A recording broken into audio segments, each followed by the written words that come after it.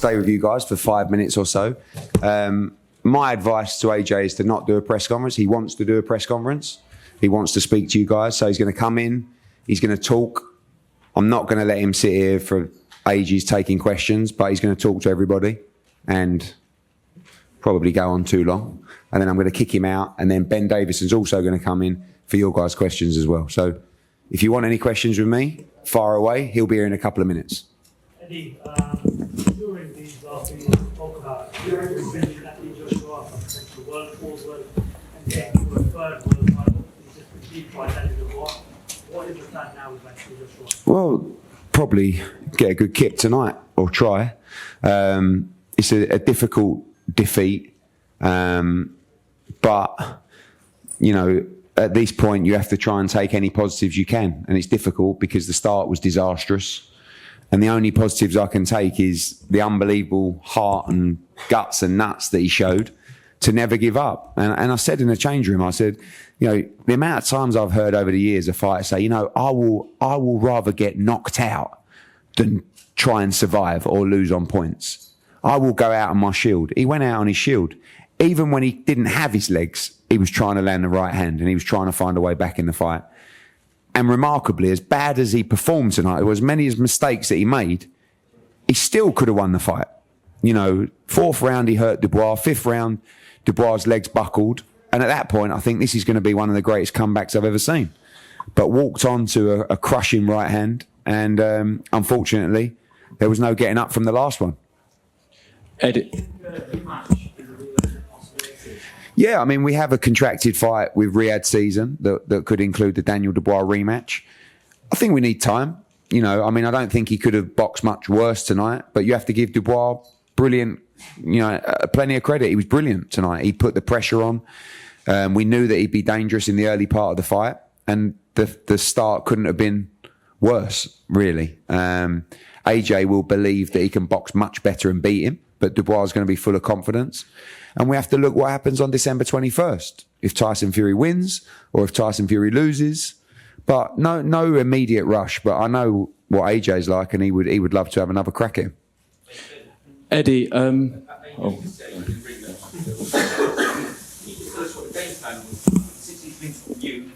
the old AJ said we're in the ring, but the first bell, I bet he was a massive dangerous man.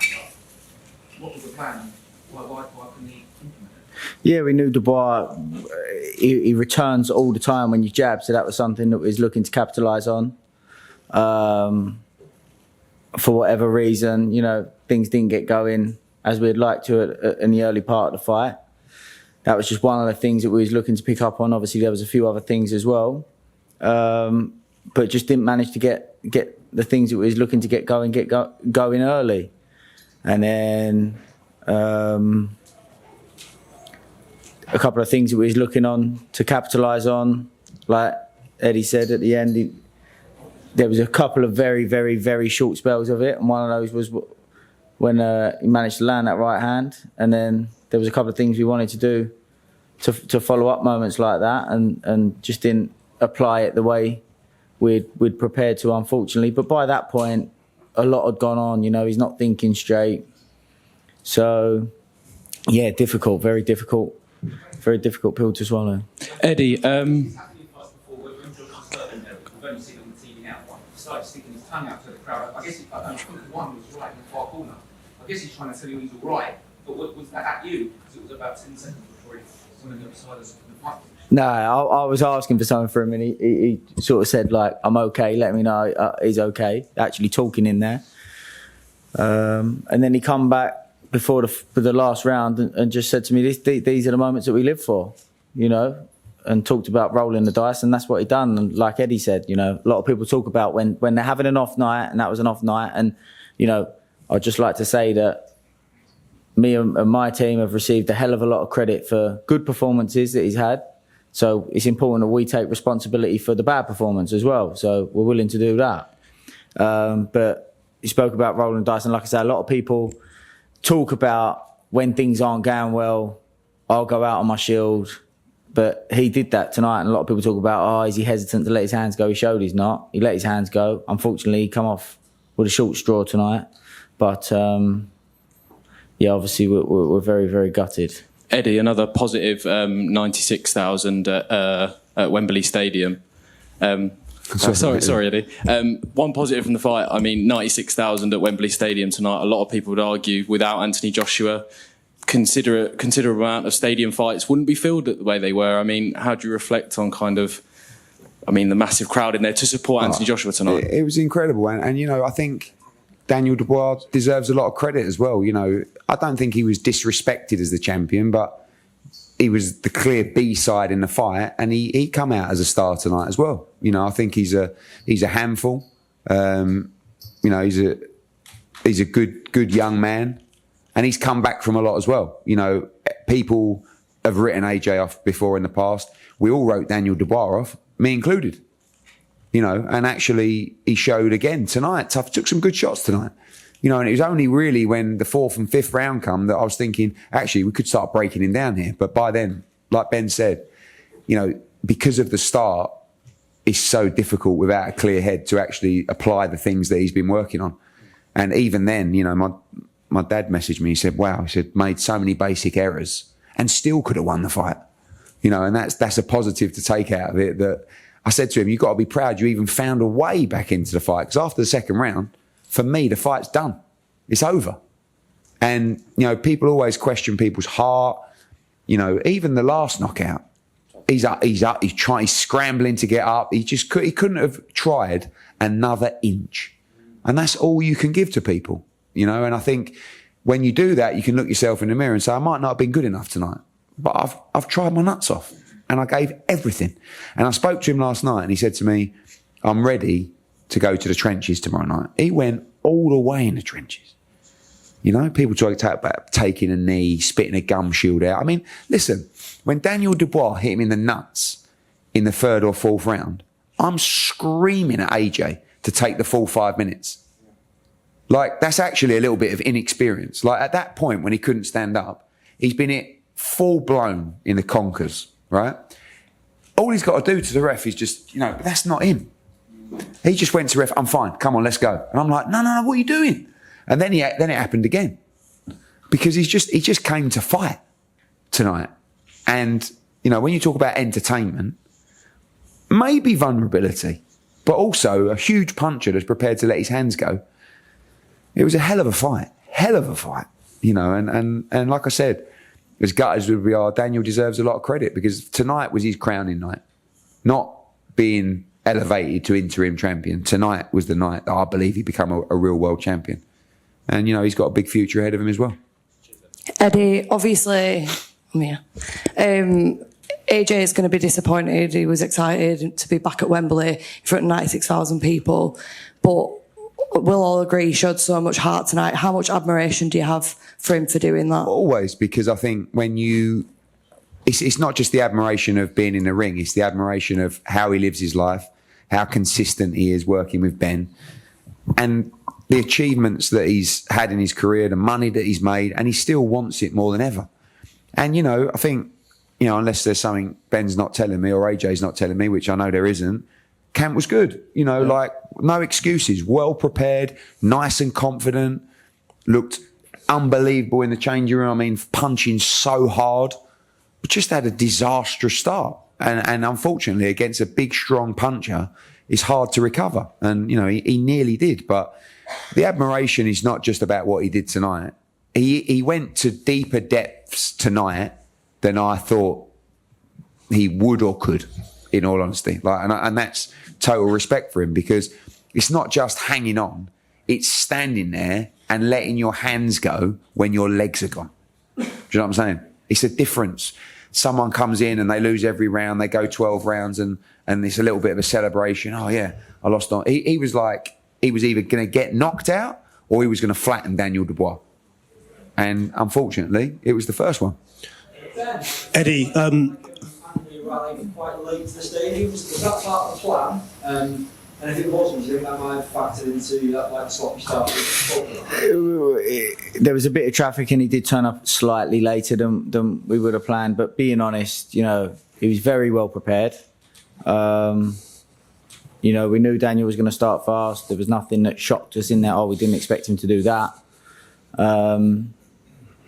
just whatever reason got off to a bad start. And it's very early. Coming off the back of the fight, we'll go back, we'll review what we could have done better, of course, and go from there. Eddie, Yeah. when it comes to Anthony Joshua, across social media, some people will look at him 34, going to be 35. There'll be talks of, is this the time to retire? What will you say to AJ in terms of his future? Well, I mean, everyone's very fickle, aren't they? Yesterday, he's in the form of his life, never looked better. Wow, this is unbelievable, this new resurgence. As a bad start,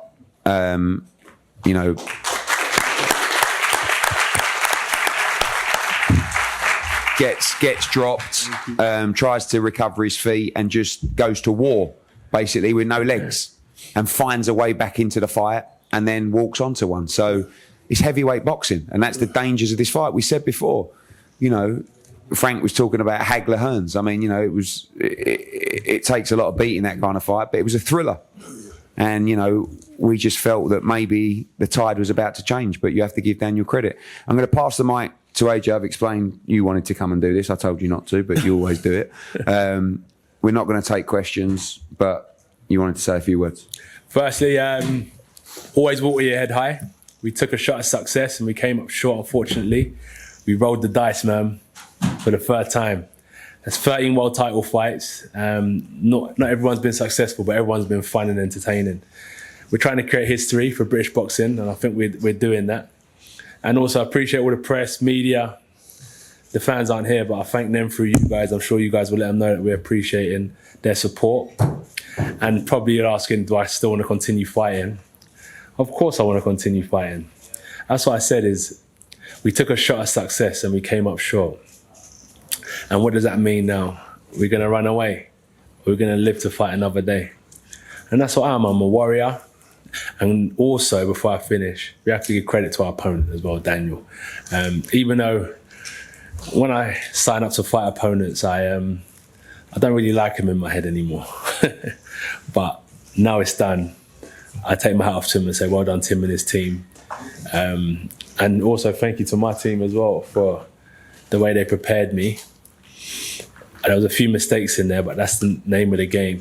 Fine margins can cost you at the top level. So thank you. Is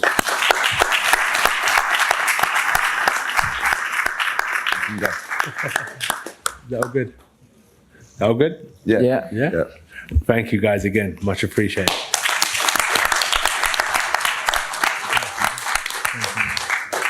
God bless. Yeah. I knew he'd want to stay. I told you. The IBF World Heavyweight Champion, Dynamite Daniel Dubois.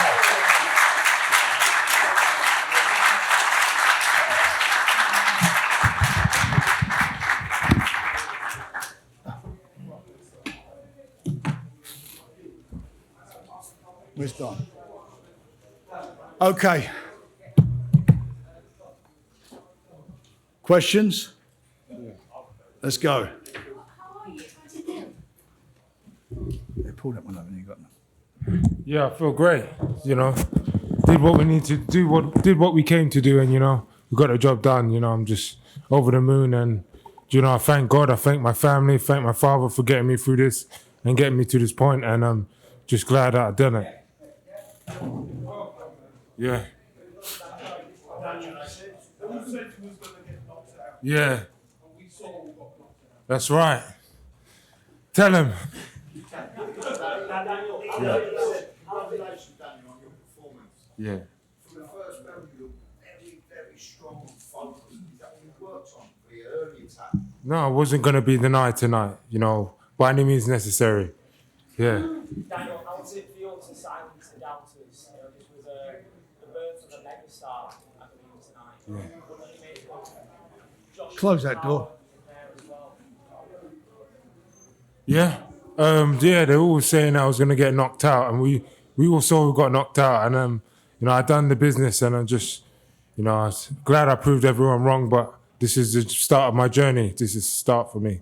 Did it make it that much sweeter to get in front of Fury and Usyk as well, because those guys are now eyeing up you as their next opponent? Yeah, they're my targets now. These are I want to get my rematch and put the wrong right, and God bless and just come through it. Congratulations on the win. Yeah. Can you talk to me a bit about your defence? That was something that everybody was questioning. You took those 1-2s off Erdovich. How is he going to take that off Anthony Joshua? You went in there and you stood your ground. Talk to us about that. Yeah. Work that you did in camp. Yeah, they're all doubting me, but the Lord had my back tonight, and my family around me, so I wasn't going to be denied. He could have thrown everything at me. I would have come through it, and that's all I have to say.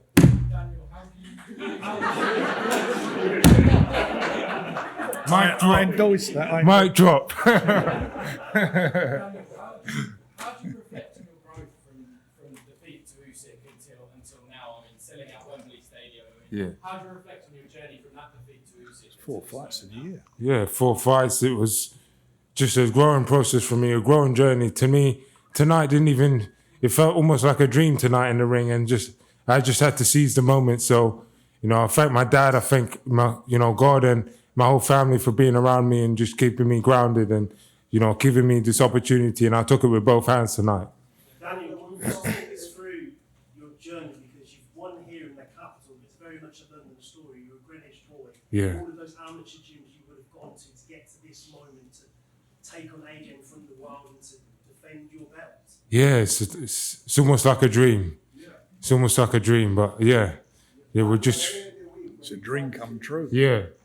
Daniel, every week when we talked to you, we asked you why you were so calm, and you said it's the calm before the storm. Yeah. Yeah. Why were you so calm? What did you do in the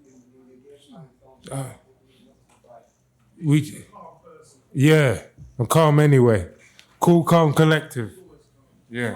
Many years ago, you That's said it. that this man is going to be a problem for the heavyweight division. He's just beat the former fighter. Sorry, say that again. Many years ago, you said that Daniel's going to be a big problem for the heavyweight division. He's just beaten the former 2-time heavyweight champion of the world, a man who sold out Wembley on more than one occasion.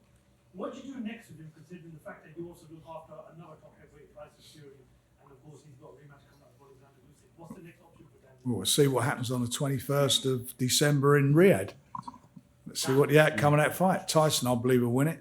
But the fight, I would love to see Daniel lace him up against Usyk again, because I believe that he should have won that fight, and I still believe it wasn't a low blow. And he's shown what he's all about.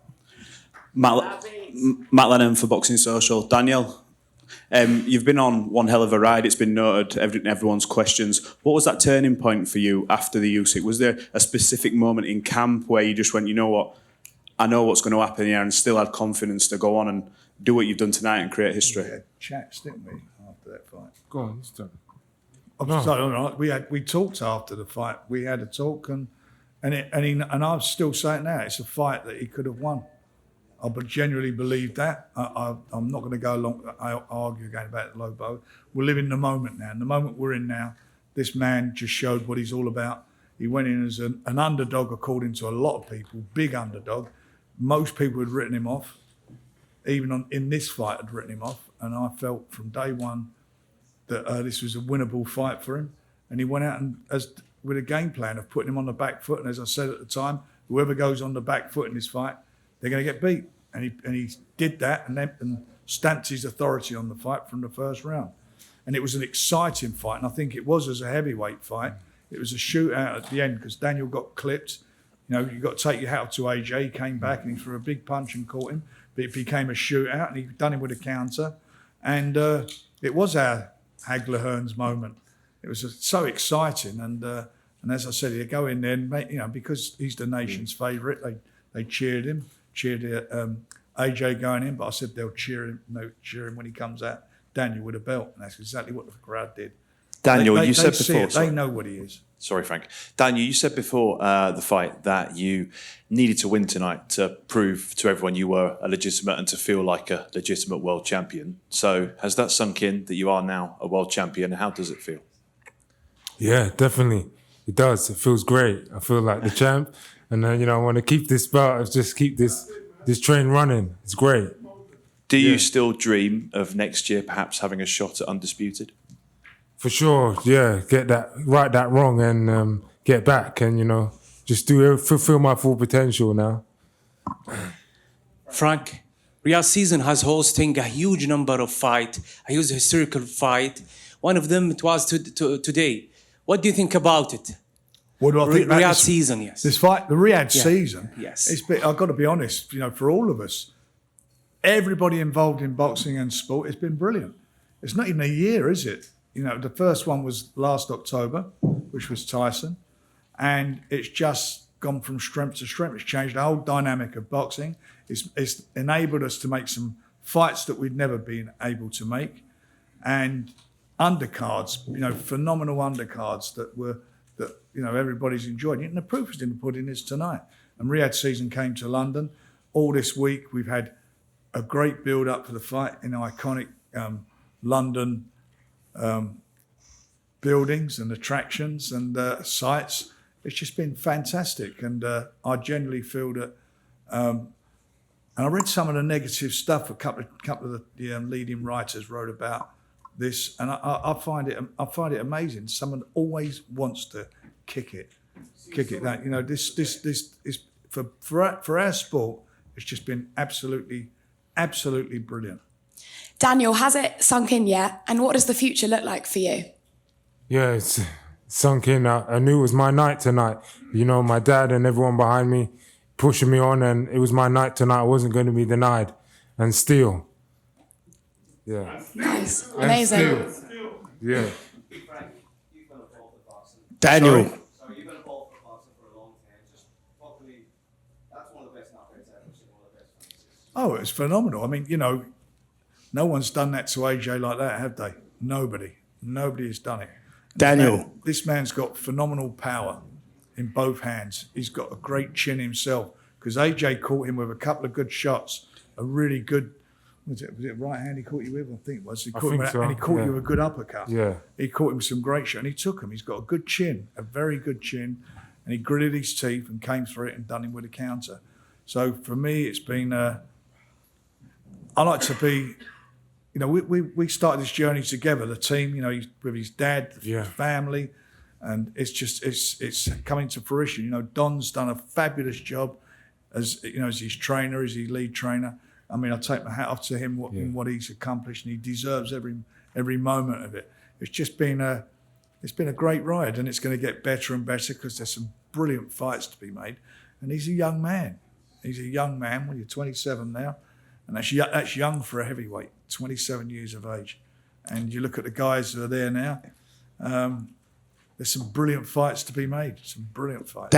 Daniel, Gunman Boxing, you laid him out like a picnic blanket. Did you know that from your early spars and your infamous spars with Joshua that you were going to be the power puncher in this fight?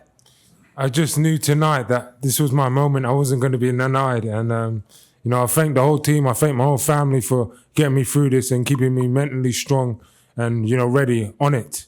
With you all the way. Yeah, definitely. Right, could you mind if we just do 3 more questions, because he wants to get off and I can see all the family get away. Frank, Antoine on ITV News. Frank, I know you're a historian of boxing. Where will this particular fight weigh up in the annals of time? Where will this fight go? 96,000 people at Wembley. Go and ask them what their memory is going to be of this. It was a fabulous fight, and I do feel it was our heavyweight version of Hagler Hearns, the way, especially towards at the end when they were both catching each other. It was just unbelievable. They took some big shots in there before it all ended, and I thought, and I'll tell you something, it weren't just about the punches. Daniel's jab is superb. He has a superb jab, and that was the key to winning this fight, by putting him on the back foot with that jab, and that's what he set out to do, and that's what he did.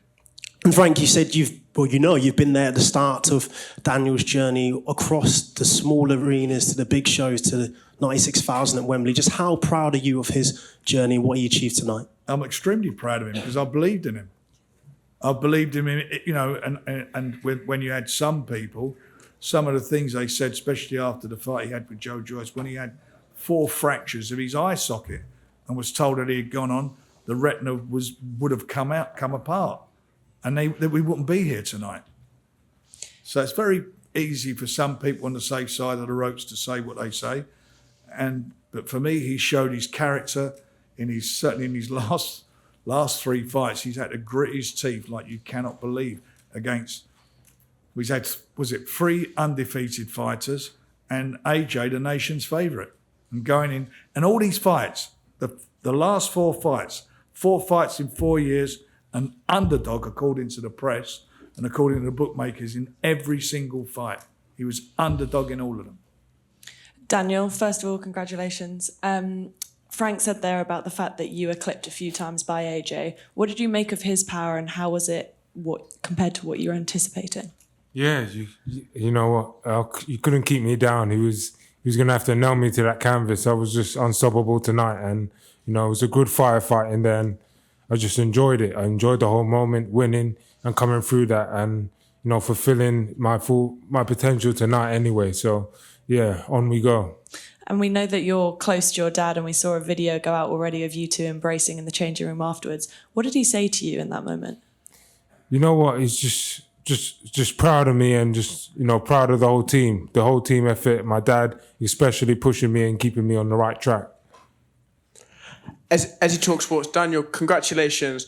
And we all know early on in your career you got some unfair critics about not being able to handle it when the going gets tough. We know you've dispelled those rumours, and when the going gets tough, you get going.